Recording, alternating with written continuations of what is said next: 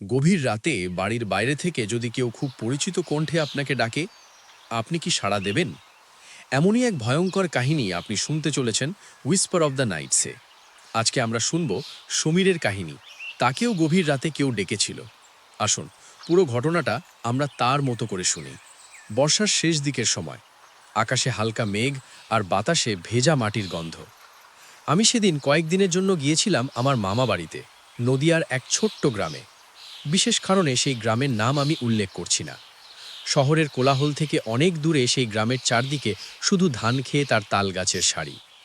সন্ধে নামলেই গ্রামটা অদ্ভুত নীরব হয়ে যায়। সেদিন রাতের খাবার শেষ করে আমরা সবাই উঠোনে বসে গল্প করছিলাম। দূরে কোথাও ঝিঝি পোকার একটানা ডাক, আর মাঝে মধ্যে শেয়াল ও কুকুরের ডাক শোনা যাচ্ছে। শত শত জোনাকি পোকা উড়ে বেড়াচ্ছে বাড়ির পাশের ঝোপঝড়ে। মাঝে মধ্যে কয়েকটা জোনাকি আমাদের দিকে উড়ে আসছে। খুব মনোরম পরিবেশে মনটা ফুরফুরে লাগছিল। এমন সময় হঠাৎ মামা খুব গম্ভীর গলায় বললেন, রাত বেশি হলে কেউ যদি তোমার নাম ধরে ডাকেও কখনো সাড়া দেবে না। আমি একটু হেসে বললাম, কেন মামা, কে আবার ডাকবে এত রাতে? মামা তখন কিছুক্ষণ চুপ করে থেকে ধীরে ধীরে বললেন, এটা শহর নয় সমীর। রাতের অন্ধকারে এখানে অনেক কিছু চলাফেরা করে, তারা কেউ মানুষ নয়। আমি তখনও বিষয়টা খুব একটা গুরুত্ব দিইনি, কিন্তু মামা বলতে লাগলেন, গ্রামের পুরনো বিশ্বাস, মাঝরাতে নিশি মানুষের পরিচিত কারোর গলা নকল করে ডাক দেয়। কখনো মায়ের গলা, কখনো বন্ধুর গলা। আর যদি কেউ সেই ডাকে সাড়া দেয় কিংবা তার দিকে হাঁটতে শুরু করে, তাহলে সে আর ফিরে আসে না। আমি কথাটা শুনে একটু অস্বস্তি পেলেও মনে মনে ভাবলাম, এগুলো নিশ্চয়ই গ্রামের কুসংস্কার। কিন্তু সেই রাতেই আমি বুঝতে পারলাম, সব গল্প কল্পনা হয় না। সেদিন রাতে আমি আর আমার ছোট ভাই রাহুল একই ঘরে ঘুমাচ্ছিলাম। বাইরে তখন গভীর রাত, চারদিকে এমন নীরবতা যে নিজের শ্বাসের শব্দও পরিষ্কার শোনা যায়। হঠাৎ রাত প্রায় 2টার সময় আমি ঘুমের মধ্যেই একটা শব্দ শুনে জেগে উঠলাম। কেউ যেন খুব আস্তে করে আমার নাম ডাকছে, সমীর, সমীর। গলাটা ছিল একদম আমার মায়ের মতো। আমি চমকে উঠে বসে পড়লাম। মা তো এই গ্রামে নেই, তিনি তো শহরে। তাহলে এই গলা আমি কিভাবে শুনলাম? আমি কান পেতে শুনতে লাগলাম। কিছুক্ষণ নীরবতা, তারপর আবার সেই ডাক, সমীর, বাইরে আয় বাবা। আমার শরীরের ভেতর দিয়ে হঠাৎ একটা ঠান্ডা স্রোত বয়ে গেল। মামার কথা মনে পড়তেই বুকের ভেতর ধড়ফড় শুরু হয়ে গেল। এটা নির্ঘাত সেই নিশির ডাক। মামা এর কথাই আমাকে তখন বলছিল। আমি নিজেকে শক্ত করে চুপ করে রইলাম, কোনো সাড়া দিলাম না। কিন্তু ঠিক তখনই পাশের খাটে শুয়ে থাকা রাহুল ধীরে ধীরে উঠে দাঁড়ালো। তার চোখ আধ খোলা, যেন ঘুমের ঘোরে আছে। সে কোনো কথা না বলেই দরজার দিকে হাঁটতে শুরু করল। আমি ফিসফিস করে বললাম, রাহুল, কোথায় যাচ্ছিস? সে কোনো উত্তর দিল না, শুধু ধীরে ধীরে দরজার খিল খুলে বাইরে বেরিয়ে গেল। আমার বুকের ভেতর ভয় জমে বরফ হয়ে গেল।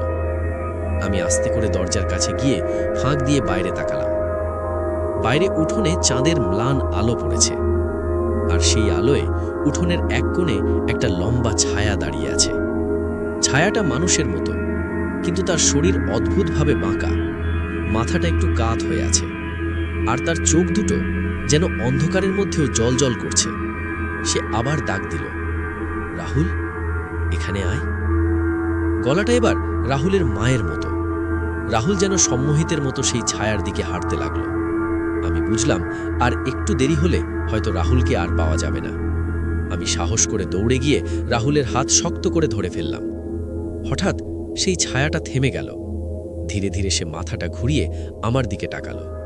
আমি স্পষ্ট দেখতে পেলাম তার চোখ দুটো পুরো কালো, কোনো সাদা অংশ নেই। তারপর সে একটা অদ্ভুত বিকৃত একটা হাসি দিল।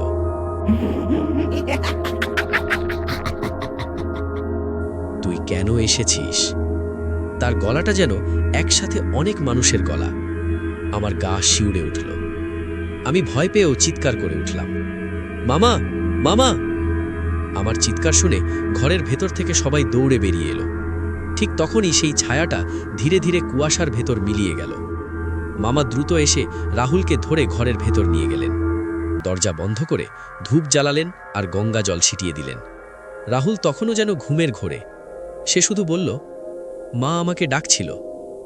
মামা গম্ভীর গলায় বললেন, ওটা তোর মা ছিল না, ওটা নিশি। পরদিন সকালে আমরা উঠোনে গিয়ে দেখলাম যেখানে সেই ছায়াটা দাঁড়িয়েছিল সেখানে অদ্ভুত কিছু পায়ের দাগ, মানুষের মতো না, আবার পশুর মতেও না। গ্রামের এক বয়স্ক কাকা দেখে বললেন, এই এলাকায় কিছুদিন ধরে নিশির উপদ্রব বেড়েছে। পরের দিন একজন ওঝাকে ডাকা হয়েছিল। সে এসে রাহুলকে একটা মাদুলি দিয়ে বলে দিল ২১ দিন এই মাদুলি খোলা যাবে না, আর সবাইকে সাবধান করে দিয়ে বলে গেল রাতে কারো ডাকে সাড়া না দিতে। সেই ঘটনার পর থেকে আমি একটা কথা কখনো ভুলিনি। গ্রামে একটা পুরনো সতর্কবাণী আছে, রাতের অন্ধকারে যদি কেউ তোমার নাম ধরে ডাকে, পিছনে তাকাবে না, কারণ সব ডাক মানুষের হয় না। কিছু ডাক আসে এমন কারোর কাছ থেকে যাকে আমরা চোখে দেখতে পাই না। আর সেই রাতের পর থেকে আমি মাঝরাতে যদি কোনো পরিচিত গলা শুনি, আমি আর কখনো সাড়া দিই না, কারণ আমি জানি ওটা হয়তো আবারও নিশির ডাক। কেমন লাগলো আজকের এই কাহিনী? প্লিজ কমেন্ট করে জানাবেন। আপনাদের জন্যে আরও ভালো ভালো গল্প নিয়ে আসতে চাই। আপনারা কমেন্টে জানান কোন ধরনের গল্প আপনারা শুনতে চান। Please like and subscribe whisper of the nights. আজকের জন্য বিদায় জানাই। Good night. See you next week.